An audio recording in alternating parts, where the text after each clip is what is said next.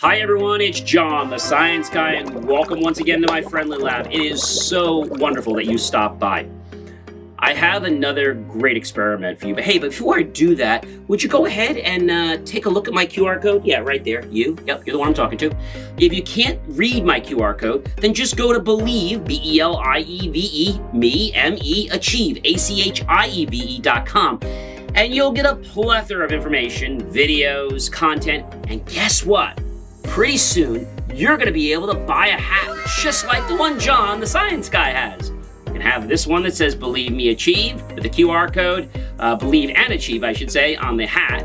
And we might be able to personalize one just for you. Maybe your dog, your cat, your name, your friend's name, your own QR code, picture of your home, or any other phrase that you'd like to put on the hat to maybe just get some attention.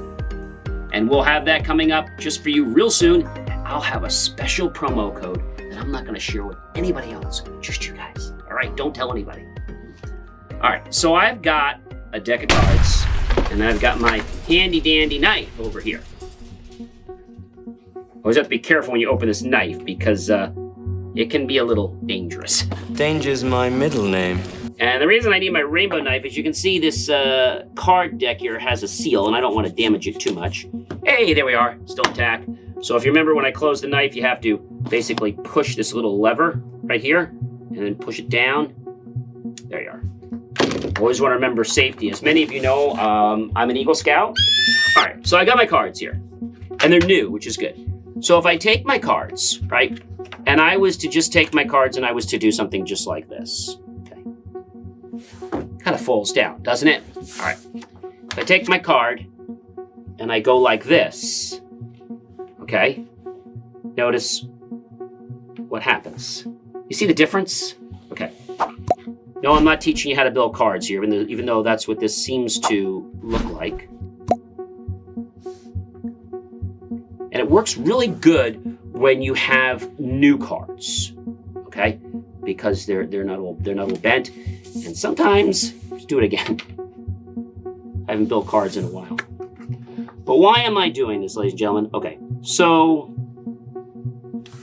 with science, we always have to start at the beginning, right?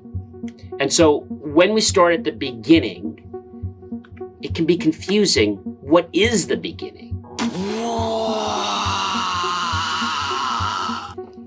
So in science, we come up with a theory that is basically a hypothesis. And that means what we think is going to happen will be the answer to the experiment.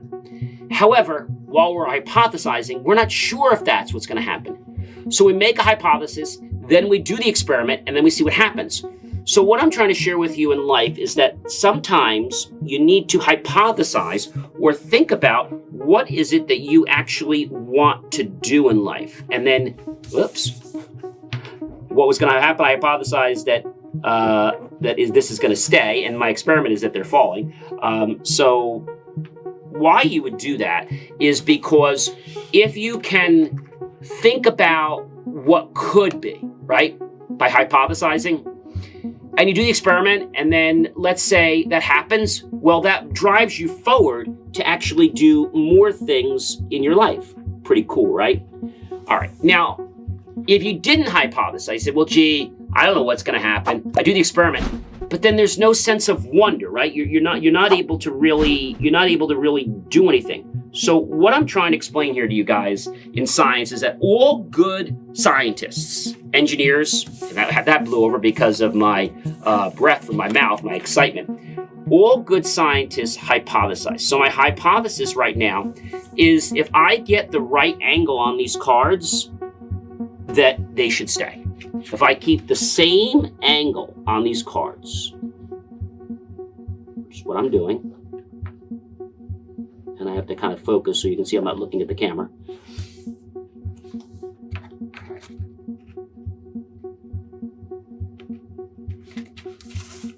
We'll try that one more time.